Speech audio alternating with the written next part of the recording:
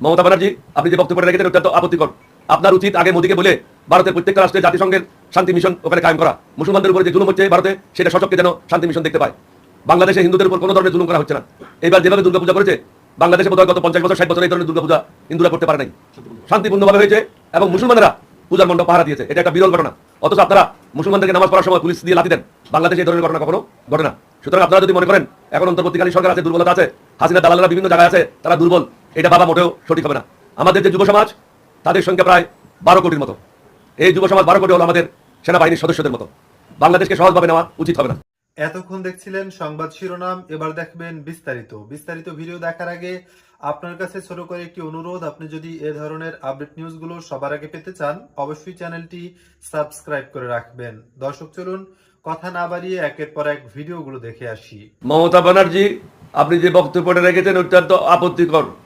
আপনার উচিত আগে মোদীকে বলে ভারতের প্রত্যেকটা রাষ্ট্রে জাতিসংঘের শান্তি মিশন ওখানে কায়েম করা।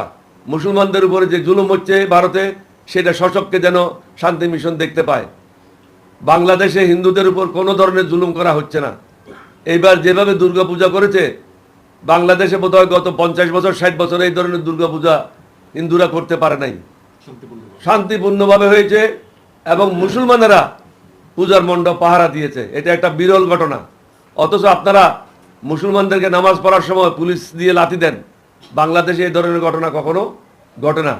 সুতরাং আপনারা যদি মনে করেন এখন অন্তর্বর্তীকালীন সরকার আছে, দুর্বলতা আছে, হাসিনার দালালেরা বিভিন্ন জায়গায় আছে, তারা দুর্বল, এটা ভাবা মোটেও সঠিক হবে না। আমাদের যে যুব সমাজ, তাদের সংখ্যা প্রায় 12 কোটির মতো। এই যুব সমাজ 12 কোটি হলো আমাদের সেনাবাহিনীর সদস্যদের মতো। বাংলাদেশকে সহজভাবে নেওয়া উচিত হবে না। বাংলাদেশ হলো 303 বুলেটের মতো, ছোট ছিদ্র করে ঢুকবে, বড় ছিদ্র করে বের হবে।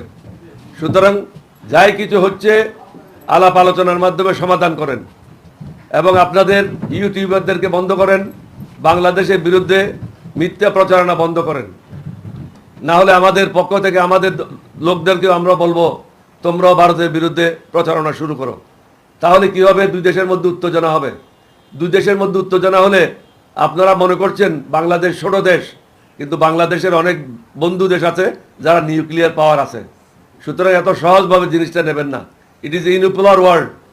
বাংলাদেশেরও বন্ধু আছে যারা সমস্যা হলে বাংলাদেশের পাশে দাঁড়াবে। ডক্টর ইউনূসের হাতকে আমরা শক্তিশালী করার জন্য যা যা করা প্রয়োজন, বর্তমান সরকারকে শক্তিশালী করা যা যা প্রয়োজন, এলডিপির পক্ষ থেকে আমরা সেটাই করব। আমি পুনরায় ভারতকে অনুরোধ করব, আপনারা আলাপ আলোচনার পথে আসেন এবং আগামীতে যেন এই ধরনের ঘটনা না ঘটে। আপনাদের উগ্রবাদীদেরকে বন্ধ করেন। আপনারা যে উগ্রবাদী রাজনীতি শুরু করেছেন, এটা আপনাদের জন্য ধ্বংস ডেকে নিয়ে আসবে। অন্যায় কাজ কখনো বেশি দিন টিকে থাকতে পারে না। আমরা ইসলাম ধর্মের অনুসারী, আমরা ধ্বংসে বিশ্বাসী না, অপরের ক্ষতিতে খুব বিশ্বাসী না। আমরা চাই প্রত্যেকে নিজের নিজের জায়গায় সুখে শান্তিতে বসবাস করুক। আমাদেরকে যেন কেউ ডিস্টার্ব না করে, আমরাও সেটা কামনা করি। বর্তমান আমাদের যে অন্তর্বর্তীকালীন সরকার, তাদেরকেও সজাগ করতে চাই। কিছু কিছু রাজনৈতিক দল আছে যারা আওয়ামী লীগের প্রতি খুবই দুর্বল, তাদেরকেও সাবধান করে দিতে চাই। আওয়ামী লীগ সংগঠিত হচ্ছে এবং কে সংগঠিত করছে, কে দায়িত্ব নিয়েছে, এই তথ্য আমার কাছে আছে। তিনি কোথায় কোন বাসায় আছেন সেই তথ্য আমার কাছে আছে। তাকে কারা কারা সাহায্য করছে সেই তথ্যগুলি আমার কাছে আছে। সুতরাং আমরা যদি মনে করি স্বৈরাচারীরা বসে আছে, এটা সঠিক নয়। স্বৈরাচারীর দোসররা প্রথম স্তর, দ্বিতীয় স্তর, তৃতীয় স্তর, পুলিশের মধ্যেও আছে, প্রশাসনের মধ্যেও আছে এবং বিভিন্ন প্রতিষ্ঠানে স্বৈরাচারীর দোসরগুলি এখনও অবস্থানে আছে। বর্তমান সরকারকে বলবো, ডক্টর মোহাম্মদ ইউনূস সাহেবকে অনুরোধ করব, আপনি আর কাল বিলম্ব না করে যেভাবে হোক দোসরদেরকে চিহ্নিত করেন, চিহ্নিত করে তাদের তালিকা প্রস্তুত করেন। তাদেরকে বদলি করা সমাধান নয়, তাদেরকে চাকরি থেকে বরখাস্ত করেন এবং তাদের বিরুদ্ধে ইনকোয়ারি করেন। এমন কোনো কর্মকর্তা আওয়ামী লীগের পাবেন না, আওয়ামী লীগের ইউনিয়ন লেভেল থেকে সর্বোচ্চ লেভেল থেকে এমন কোনো নেতা পাবেন না যার কাছে 50 কোটি টাকা থেকে কয়েকশো কোটি টাকা নাই। হাসিনা নিজেই বলেছে তার ঘরের প্রিয়দের কাছে 400 কোটি টাকা আছে। সুতরাং সাবধান হতে হবে আমাদেরকে। এই সরকারকেও সাবধানতার সাথে আগাতে হবে। মনে রাখবেন, মাকড়সা কিন্তু খুব শখ করেই তার চারিদিকে জাল বুঁধে পরে ওই জালের মধ্যে তার মৃত্যু হয়। মাকড়সা কিন্তু তার বুনা জালের থেকে বের হতে পারে না। অতীতে অনেকে এরকম ধ্বংস হয়েছে, আগামীতেও এরকম ধ্বংস হবে। যে অন্যের জন্য গর্ত কোথায় করে পরবর্তীতে সে নিজেই ওই গর্তে পতিত হয়।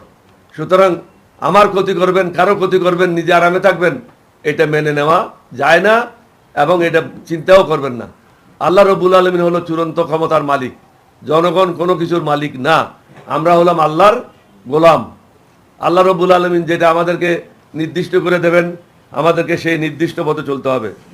জীবনে সুযোগ বারবার আসে না এবং আল্লাহ কাকেও বারবার সুযোগ দেয় না। এটা একটা অপূর্ব সুযোগ এসেছে এই দেশের সম্মুখে, দেশকে নতুনভাবে গড়ে তোলার জন্য। এখানে নতুন এবং পুরাতনের সমন্বয় ঘটাতে হবে এবং যারা অভিজ্ঞ লোক তাদেরকে বিভিন্ন জায়গায় পদায়ন করতে হবে। অভিজ্ঞতার কোনো বিকল্প নাই। লেখাপড়া আপনি বই পড়ে আহরণ করতে পারবেন, রিসার্চ করে আহরণ করতে পারবেন, কিন্তু অভিজ্ঞতা আহরণ করা যায় না। অভিজ্ঞতা হলো প্রত্যেকদিন কর্মকাণ্ডের মাধ্যমে আপনি শিখেন। আমরা যেভাবে রাষ্ট্র পরিচালনা শিখেছি 1975 থেকে নিয়ে 1981 পর্যন্ত, এরপরেও 3 বার মন্ত্রী ছিলাম, সফলতার সাথে কাজ করেছি। 6 বার এমপি ছিলাম, সফলতার সাথে কাজ করেছি। আমাদের এক ধরনের অভিজ্ঞতা আছে এই রাষ্ট্র কীভাবে পরিচালনা করতে হয়। সুতরাং কে কীভাবে পরিচালনা করতেছে, কোথায় ভুল হচ্ছে, এটা আমাদের পক্ষে নির্ণয় করা কোনো কঠিন কাজ না। বর্তমান সরকারের জন্য আগামী দিনগুলি অনেক বেশি কঠিন হবে। আমি ইউনূস সাহেবকে যতবার 2 বার গিয়েছি ওনার কাছে, ওনাকে বলেছি আপনি নিরাপদে নাই, আপনার বিরুদ্ধে প্রতিদিন ষড়যন্ত্র হচ্ছে দেশি এবং বিদেশিরা একত্রে মিলে। সুতরাং কখন কি ঘটে তা বোঝা যায় না। আপনাকে অত্যন্ত সতর্কতার সাথে আগাইতে হবে। এই সরকার 3 মাস অতিক্রম করেছে, অথচ দৃশ্যমান তেমন কোনো কিছু উন্নতি দেখা যাচ্ছে না। রেমিটেন্স ব্যতি রেখে অর্থনীতিতে অন্য কোনো উন্নতি নাই বললেই চলে। কৃষি বাজারের পণ্য সুষ্ঠু মনিটরিং হচ্ছে না।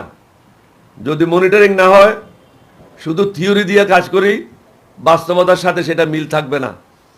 বই পড়ে দেশ চালানো যায় না। দেশ চালাতে হলে বাস্তবতার আলোকে দেশ চালাতে হবে। আবেগে বশীভূত হয়ে যদি কোনো কাজ করি সেটা ভুল হবে। আমাদেরকে বিবেককে কাজে লাগাইতে হবে। বিবেক হলো আল্লাহর দেওয়া, আবেগ হলো মানুষের নিজস্ব। সুতরাং আমাদেরকে এখনো সময় আছে, হুঁশিয়ার হতে হবে। 3 মাস খুব কম সময় না। 3 মাস যখন আমরা বিগত দিনগুলিতে তত্ত্বাবধায়ক সরকার, অন্তর্বর্তী কেয়ারটেকার সরকার করেছি, তাদেরকে 3 মাস সময় দেওয়া হয়েছিল শুধু নির্বাচন করার জন্য, এবং তারা অনেকেই সুন্দর সুষ্ঠুভাবে নির্বাচন করেছে। যেমন লতিফুর রহমানের সময়, জাস্টিস শাহাবুদ্দিনের সময় এটা উল্লেখযোগ্য নির্বাচন করেছে।